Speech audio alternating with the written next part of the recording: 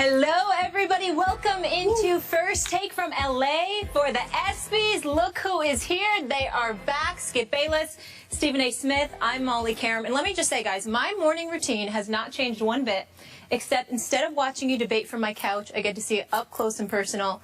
So I'm very fired up, and I know I'm not the only person who is so excited to have you both back. Welcome aboard. Thank you. Welcome, Molly, and I have some crucial advice for you. Okay, I'm listening. All ears. You've got to watch this guy. Him? Yeah. I heard I got to watch both of you.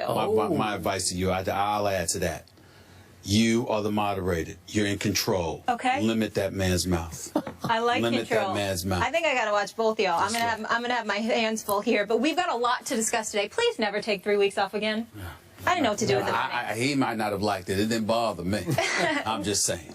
We have two special guests coming up, friends of the program, Ken Jeong. Of course, we all know him as Leslie Chow from The Hangover. And we also have friend of the program, Jerry Ferrara from the Entourage movie. They're stopping by. But first, after verbally agreeing to a 4-year max deal with the Mavericks, Deandre Jordan had a change of heart and re-signed with the Clippers. The contract with LA is a 4-year max deal that'll be worth $88 million. On Friday, Deandre apologized to Mark Cuban for how he handled the situation. Via Twitter, I want to publicly apologize to one of the best owners in the world, Mark Cuban, the Mavs, and their fans. I'm humbled by the Mavs and Mark Cuban's kindness and understanding. I'm sorry to have a change of heart. However, Mark Cuban wasn't buying it and saying on Cyberdust, when is an apology not an apology when you didn't write it yourself? Next. Stephen A. Smith, what is your take on the DeAndre Jordan situation? Well, first of all, let me say for the record, I have no problem with the fact that he elected to stay with the Los Angeles Clippers. I was on the record at the time, Skip Bayless, when we were off the air on First Take. Obviously, I had to be on SportsCenter, and I was of the mindset that it was absolutely stupid for him to think about leaving the Clippers to begin with, because DeAndre Jordan averaged about 10 shots a game. When you look at it from that perspective and think about the fact that 5 of those shots, averaged about 10 points a game, rather, and you think about 5 of those shots, come on, dunks. Chris Paul, one of the best point guards in the world, is who you're leaving to play with either J.J. Barea, Jameer Nelson, who I love, young guy, but he's no Chris Paul, but him or Devin Harris. Give me a break here. You can't go with that. So it was just, to me, asinine for DeAndre Jordan to even be thinking about leaving the Clippers to begin with. So the fact that he did an about-face and elected to stay with the team, I thought was perfectly within his right to do so. I thought he did the right thing. But I do regret and lament how he handled it. DeAndre Jordan is 26 years of age. In the United States of America and the world, I believe you're recognized as a grown man. And the fact of the matter is he came across as a little boy. And the reason he came across as a little boy is not because he changed his mind. It's not because he elected to stay with the Los Angeles Clippers. It's because you pick up the phone and you call Mark Cuban. You show him the courtesy and the decency. You made a commitment to take his 4 years, $80 million. You had the Dallas Mavericks bloviate about that. They were making plans in Big D about his arrival and what have you. If you've changed your mind, as far as I'm concerned, that's the first call that should have been made. You should have picked up the phone and you should have said, look, I'm sorry, I'm here at my house. I'm here with Doc Rivers. I'm here with Chris Paul. I'm here with Blake Griffin. I'm here with Paul Pierce. I'm here with billionaire owner Steve Ballmer. And the bottom line is I decided that it's best for me to stay here. I apologize, but I have changed my mind and I am staying in Los Angeles. The fact that he didn't do that is very, very bad. But what elevates the level of embarrassment exponentially, as far as I'm concerned, is the fact that Mark Cuban revealed that I did not hear from him. I heard from his mama. So not only did you not call, but somehow, some way, your mama picked up the phone and called Mark Cuban. You are a 26-year-old man. Why is your mama calling and not you? That is just incredibly embarrassing. It looks incredibly weak. And from this point forward, unfortunately, when you look at a situation like this, I think that DeAndre Jordan is a good person. I think that he's a big-time center. If he could hit his free throws, I think he got the potential to be one of the best big men in the game. But there is a point in time where you clearly have handled something like a little boy, where people should be looking at you and looking for diapers. And this is one of those situations. It's very embarrassing to have your mama speak up before you. It just is. First, let me say, as I listen to you speak and speak and speak, Yes. I must admit, I have to admit this publicly. You missed me. I missed you. I missed you. I just love listening I missed to you you too, bro. bloviate. I missed you Thank too, bro. Now, I'm going to take it a level deeper, and I hear everything you just said. But I cannot blame or certainly condemn Deandre Jordan for the way he handled things because it was predictable to me. And I think he showed you, and you said you like him as a person, but I think he showed you, he showed all of us who he is and who he is not. I am here to tell you that this is just me. When it comes to his basketball character, his mental toughness, this is why I would not want this man on my team or in my NBA foxhole.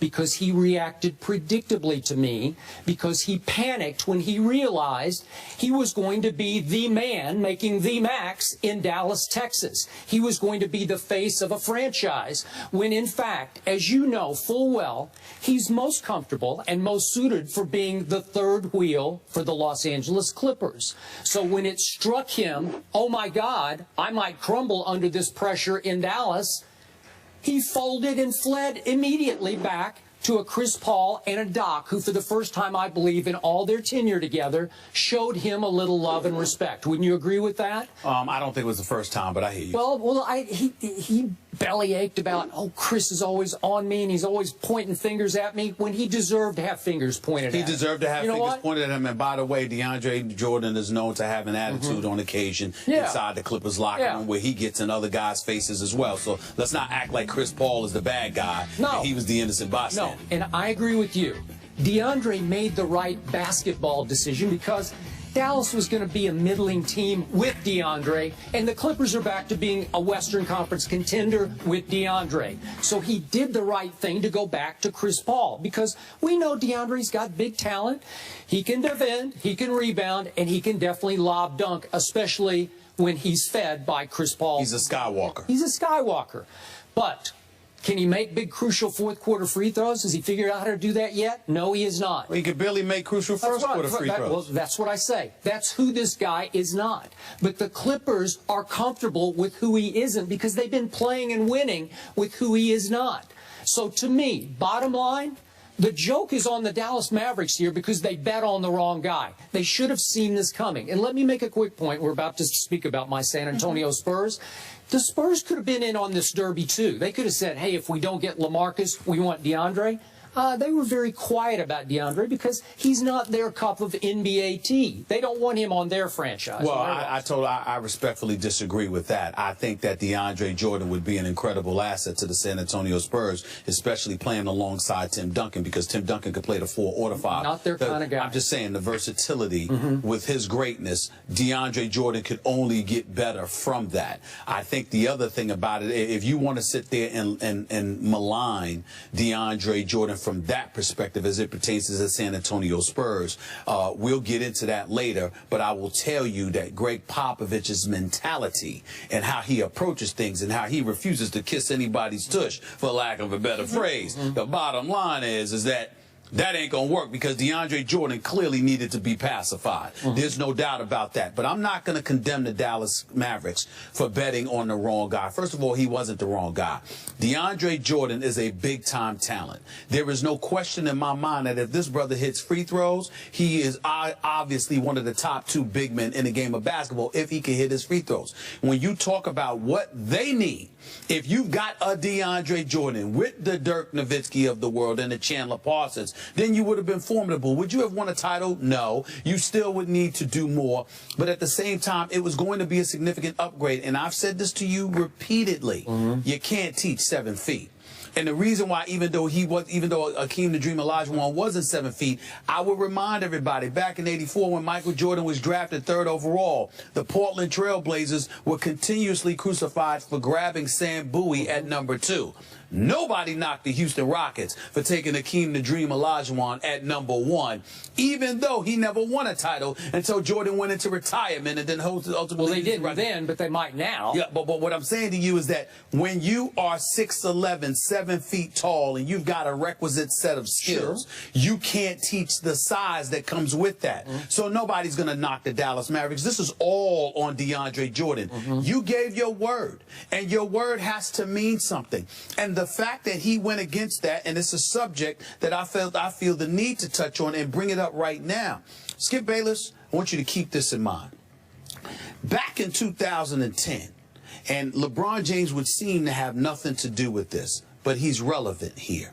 Back in 2010, when LeBron decided to go to South Beach, nobody lamented his decision to go to South Beach outside of Cleveland. It was perfectly within his right. What you lamented was how he handled it. What was the rippling effect of that?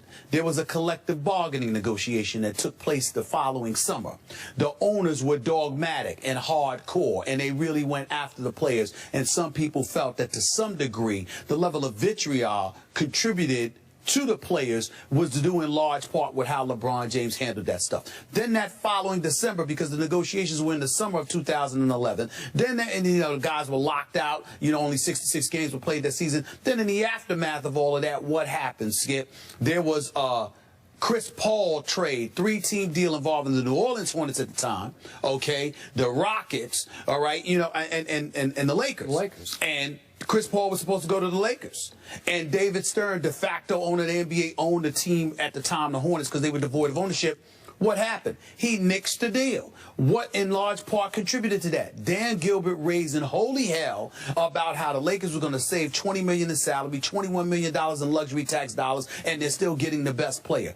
Well, does Dan Gilbert send that letter if LeBron James sits there and picks up the phone and calls him and say, I'm sorry, I appreciate everything, but I'm willing to go. I'm looking to go. That was just bad blood. Yeah, but I'm saying because of how it's handled. So now you have this situation with Deandre refusing to go, reneging. But very different than LeBron. It's very different. Because LeBron despised Dan Gilbert, the bridge had been burned. No, what I'm saying to you is that this free agent moratorium and other things that come into play, it's something that you're going to hear about, and it's something that's going to be revisited. And a lot of times players are in the throes of a negotiation and what have you, rightfully so, thinking about themselves, but devoid of the extended impact that it could eventually have on other players in the future. Be shortened, though. No, I'm just telling you that owners are going to look at something like this, see how DeAndre handled it. Who's to say an owner, Molly, Skip, doesn't turn around in the future and say, you know what I committed to you about a week ago verbally,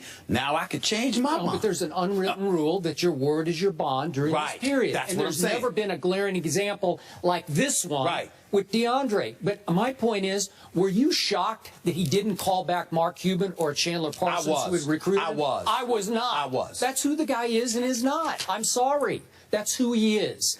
And they shouldn't have been surprised because just watch him play. Listen to Chris Paul. Listen to Doc before. He's a third wheel, and he panicked, and he was ashamed of his decision, and he ran back to the Clippers. And I can't blame him. God bless him. Onward and upward. I got you. As we move on, this is the thing that I don't understand, though. If you don't want to call and deal with it, why are you going to have your mother call? Why don't you have your agent call? Hide behind your representation. Well, in fairness to DeAndre, we don't know if he had his mother called. Sometimes mamas have the type of relationship where they take it upon themselves to do something, and they just do it. So I don't want to sit there and say that DeAndre did that, but it still looks very, very bad when your mama called instead of you. No, he should have called, but he doesn't have the guts to call. That's what it was. Bottom line. All right.